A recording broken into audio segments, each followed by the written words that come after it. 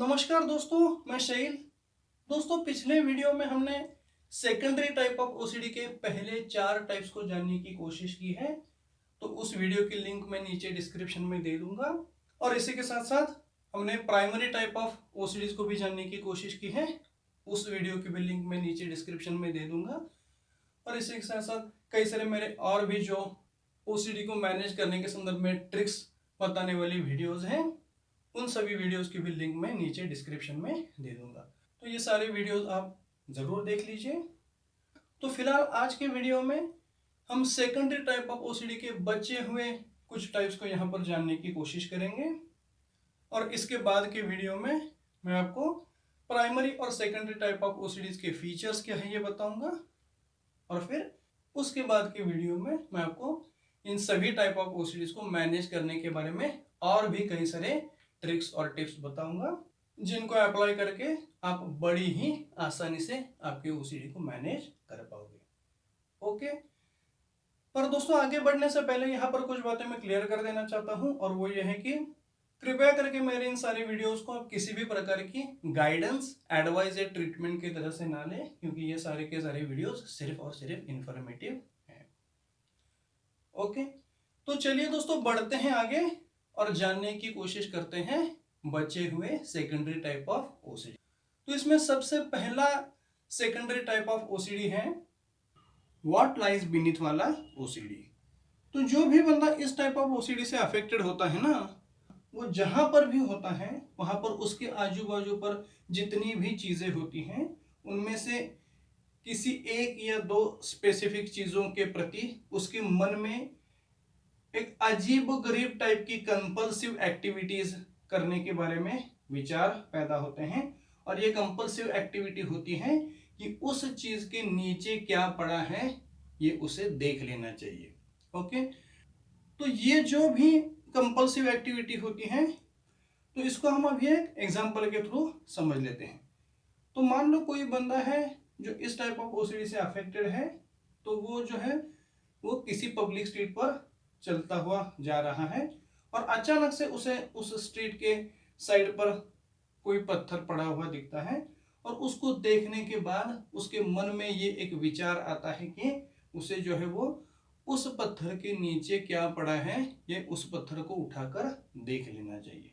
और फिर ये जो एक एक्टिविटी करने का ये थॉट होता है, ये एक कंपल्सिव थॉट होता है।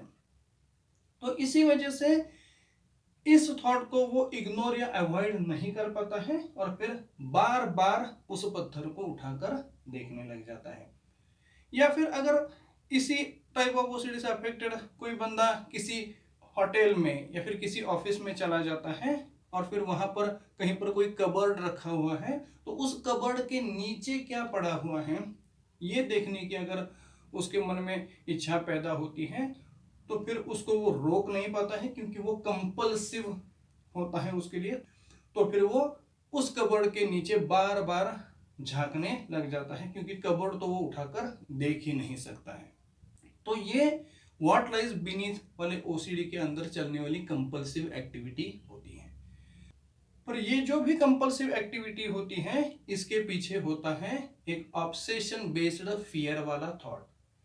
और ये फियर वाला थॉट होता है अगर मैंने ऐसे नहीं किया तो फिर उसकी वजह से या तो मेरी लाइफ में या फिर मेरे घर के किसी फैमिली मेंबर के लाइफ में बहुत ही बड़ी प्रॉब्लम क्रिएट हो जाएगी।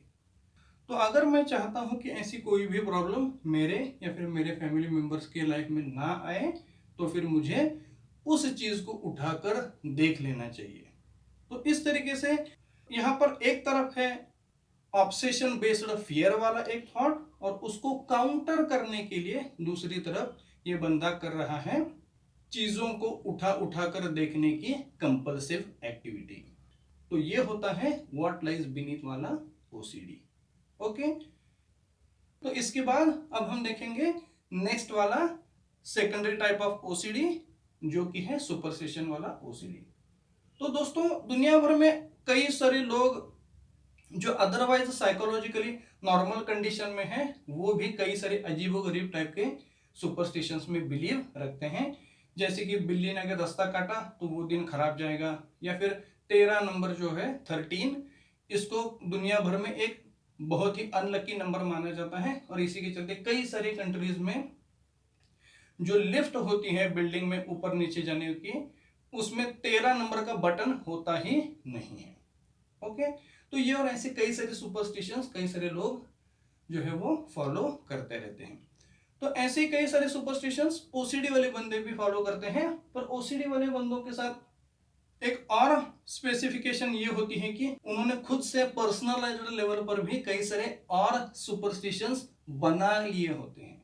फॉर एग्जांपल, इस टाइप ऑफ ओसीडी से जो भी बंदा अफेक्टेड होता है, वो जब भी सुबह अपने बिस्तर से उठता है तब उसके मन में ये ख्याल आता है कि उसे उसके बिस्तर को 10 बार प्रणाम कर लेना चाहिए। और अगर ये ऐसा वो नहीं करता है तो उसके लाइफ में बहुत बड़ी प्रॉब्लम आ जाएगी।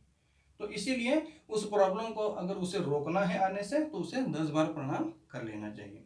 या फिर इस टाइप ऑफ ओसीडी से अफेक्टेड बंदे में कई बार ऐसा भी एक सुपरस्टिशन देखा जाता है कि जब भी उसे घर से बाहर निकलना होगा तब जो है वो उसे ईस्ट फेसिंग रोड पर ही पहले चलते चले जाना है, और 10 कदम वो पहले ईस्ट फेसिंग रोड पर चलेगा, और ये कदम चलते वक्त उसे जो है वो गॉड की प्रेयर कर लेनी चाहिए। और अगर ऐसे वो नहीं करता है तो उसकी लाइफ में प्रॉब्लम क्रिएट हो जाएगी। पर अगर वो चाहता है कि ये प्रॉब्लम क्रिएट ना हो, तो उसे ये कंपल्सिव एक्टिविटी वाला एक सुपरस्टिशियस बिलीव जो है उसके ऊपर बेस्ड एक्शंस कर लेनी चाहिए। ओके, तो इस तरीके से होता है ये सुपरस्टिशन वाला ओसीडी। इसमें भी वही होता है, बेस लाइन में एक ऑब्सेशन बेस्ड फियर होता है, और उस फियर को काउंटर करने के लिए ही ये एक सुपरस्टिशन बेस्ड कंपल्सिव एक्टिविटी वो करते चले जाते हैं। ओके, तो ये होता है सुपरस्टिशन वाला ओसीडी। तो चलिए दोस्तों, बढ़ते हैं आगे और जानने की कोशिश करते हैं नेक्स्ट वाला सेकेंडरी टाइप ऑफ ओसीडी क्या है। तो नेक्स्ट वाला सेकेंडरी टाइप ऑफ ओसीडी है हेयर पुलिंग वाला ओसीडी। तो जो भी बंदा इस टाइप ऑफ ओसीडी से अफेक्टेड होता है ना, वो कभी भी अचानक से खुद ही खुद के बालों को उखाड़ना शुरू कर देता है। और खास करके ये जो बंदे होते हैं वो खुद के सिर के बालों को उखाड़ना शुरू कर देते हैं, पर कुछ कुछ बंदे जो होते हैं वो उनके हाथों और पैरों के भी बाल उखाड़ना शुरू कर देते हैं। तो इस टाइप ऑफ ओसीडी में एक्चुअली होता ऐसे है कि इस टाइप ऑफ ओसीडी से जो भी बंदा अफेक्टेड होता है, वो किसी से बात करते वक्त, या फिर टीवी देखते वक्त, न्यूज़पेपर पढ़ते वक्त, खाना खाते वक्त, या फिर ऐसे ही रिलैक्स बैठा हो तब भी, या फिर कोई काम कर रहा हो तब भी अचानक से खुद के ही सिर के बालों को उखाड़ना शुरू कर देता है, और फिर देखते ही देखते वो पूरी तरीके से गंजा हो जाता है। तो जब भी इस टाइप ऑफ ओसीडी से अफेक्टेड बंदे को कोई पूछता है कि भाई आप ऐसे क्यों करते हो, और क्या ऐसे बाल उखाड़ते वक्त आपको किसी भी प्रकार का दर्द महसूस नहीं होता है, तो फिर इसके अगेंस्ट उनके पास कोई ऐसा ठोस रीजन होता नहीं है कि वो क्यों खुद के ही बाल उखाड़ रहे हैं।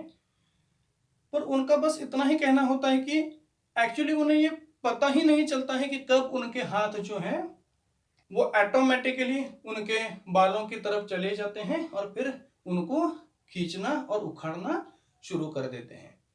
और इसी के साथ साथ उनका ये भी कहना होता है कि ये जब भी प्रोसेस चल रही होती है तब उन्हें किसी भी प्रकार का पेन भी महसूस नहीं होता है। तो इससे हमें ये पता चलता है कि ये जो हेयर पुलिंग वाली एक्चुअल प्रोसेस है वो एक ऑटोमेटिक प्रोसेस हो जाती है उस बंदे में, और ये ऐसा इसलिए होता है क्योंकि उस प्रोसेस के दौरान वो बंदा जो होता है वो सेमी ट्रांस की मोड में चला जाता है। तो इसी वजह से उसे खुद के प्रोसेस के बारे में कुछ पता भी नहीं चलता है, और इसी के साथ साथ उसे कोई दर्द भी महसूस नहीं होता है। ओके, तो यही होता है हेयर पुलिंग वाला ओसीडी।